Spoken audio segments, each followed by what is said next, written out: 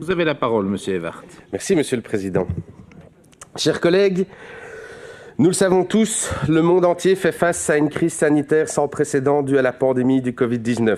On dénombre à ce jour plus de 3 millions de décès à travers le monde, sans compter ceux et celles qui sont encore en danger aujourd'hui et d'autres qui gardent des séquelles parfois très lourdes. Nous savons que les vaccins joueront un rôle clé dans le retour du monde à la normale, après la pandémie. Mais il existe de nombreux obstacles qui feront que le processus sera beaucoup plus long pour certains que pour d'autres. Pour protéger le monde, nous devons veiller à ce que toutes les personnes à risque, où qu'elles soient, et pas seulement dans les pays qui ont les moyens de se payer des vaccins, soient vaccinées. Étant donné que la pandémie ne pourra être éradiquée que lorsque ce sera le cas dans tous les pays du monde, la répartition inégale des vaccins risque d'avoir des conséquences négatives pour la santé publique, non seulement dans les pays pauvres, mais aussi dans les pays riches. Or, tout indique que les pays riches envisagent de vacciner la totalité de leur population avant d'envisager une répartition plus équitable des vaccins. Nous ne serons pas protégés si le monde n'est pas protégé. Les programmes de vaccination contre le coronavirus ont débuté dans de nombreux pays, mais il existe un décalage entre l'offre et la demande. Au rythme actuel, il faudra plus de 3 ans avant que tout le monde soit vacciné dans le monde. Tout le monde craint que si on laisse le Covid-19 se propager sans contrôle dans le monde, le virus ne mute à tel point que les vaccins et les traitements actuels ne fonctionnent plus, laissant même les personnes vaccinées exposées au risque de réinfection. À ce jour, 50 pays n'ont toujours pas commencé leur campagne de vaccination.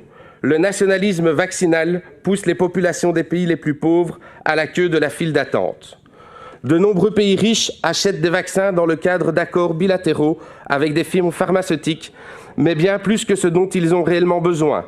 Par exemple, le Canada a commandé suffisamment de doses complètes pour 5 fois sa population. De même, le Royaume-Uni aura accès à suffisamment de doses pour vacciner 2 fois l'ensemble de sa population. Tout cela signifie que de précieuses réserves de vaccins sont bloquées dans une poignée d'économies riches et ne sont pas partagées équitablement avec les nations les plus pauvres. Si les gouvernements poursuivent ce type de nationalisme en matière de vaccins, cela ne fera que prolonger la crise, retarder la disponibilité des doses dans le monde entier, permettra au coronavirus de continuer à circuler, à muter et à s'adapter. L'initiative COVAX a précisément été lancée pour garantir la diffusion des vaccins dans les pays en développement. Mais elle fait face à de sérieux problèmes qui mettent sa mission à mal. L'objectif de l'initiative COVAX, coordonnée par l'OMS et l'Alliance Gavi, est de distribuer 2 milliards de doses d'ici fin 2021, afin de couvrir 20% de la population de 92 pays en développement. COVAX est à ce stade loin d'être en mesure de l'atteindre. Comme je l'ai dit, les pays riches avaient précommandé, fin 2020, 7,25 milliards de doses dans le monde.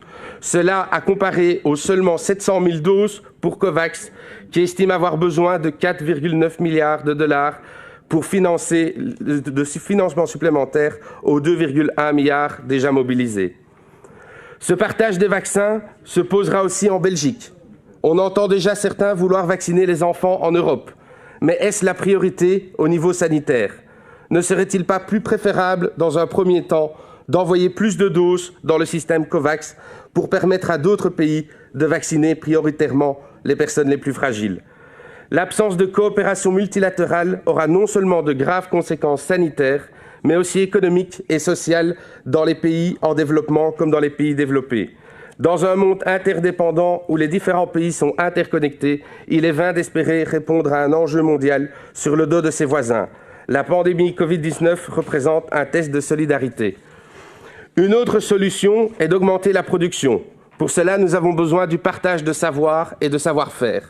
Certaines sociétés ont déjà commencé ce partage, même en Wallonie, comme M. Wall a pu le signifier. Ce partage de connaissances et de technologies. Mais ce n'est pas encore assez. Pour pouvoir rendre le vaccin accessible à tous, il faut aller plus loin, plus fort. De nombreux scientifiques, experts, sociétés civiles et même de nombreux États ont fait de cet appel de rendre le vaccin accessible à tous. Nous pouvons citer l'initiative du secrétaire général de l'ONU, M. Guterres, qui, à l'ouverture de la 75e session de l'Assemblée générale des Nations unies en septembre dernier, a plaidé pour que le vaccin contre le Covid-19 soit considéré comme un bien public au service de l'ensemble de la communauté humaine. Cette requête est soutenue par plus de 100 pays. La société civile européenne relaie aussi largement cette demande légitime, notamment dans le courrier que 78 organisations ont envoyé il y a quelques jours à la Commission européenne. Le 15 avril dernier, une lettre ouverte signée par 175 leaders mondiaux, parmi lesquels M. Yves Leterme, avec le soutien de M. Herman De Croo et des lauréats du prix Nobel. Nous devons entendre cet appel et le répéter dans cette Assemblée. Le développement de sites de production prendra plusieurs mois. Il faut donc éviter que le nationalisme vaccinal continue de freiner une stratégie mondiale à court terme. Seule la coopération multilatérale est susceptible de répondre efficacement à une crise mondiale comme la pandémie. Aujourd'hui, la Wallonie est à la pointe en termes de savoir et de savoir-faire pharmaceutique. C'est une reconnaissance internationale. Elle doit mettre tout en œuvre pour que le vaccin contre la Covid soit un bien universel. Nous voulons des actions dans cette coopération multilatérale, des actions dans ce partage de connaissances. Avec cette motion, nous voulons positionner la Wallonie à la pointe de ce partage et de cette solidarité. Nous voulons que la Wallonie mette tout en œuvre pour arriver à un accès universel au vaccin. Cette solidarité sera bénéfique pour tous, pour les Wallons qui seront fiers de participer à cet effort international. On le voit avec tous les bénévoles qui travaillent aujourd'hui dans les centres de vaccination. Les Wallons veulent être du côté de la solution. Pour la communauté internationale qui pourra compter sur une expertise reconnue. La population mondiale qui pourra se protéger et protéger les autres, dont nous contre l'arrivée des variants. C'est ce qu'on appelle un cercle vertueux de solidarité. Merci.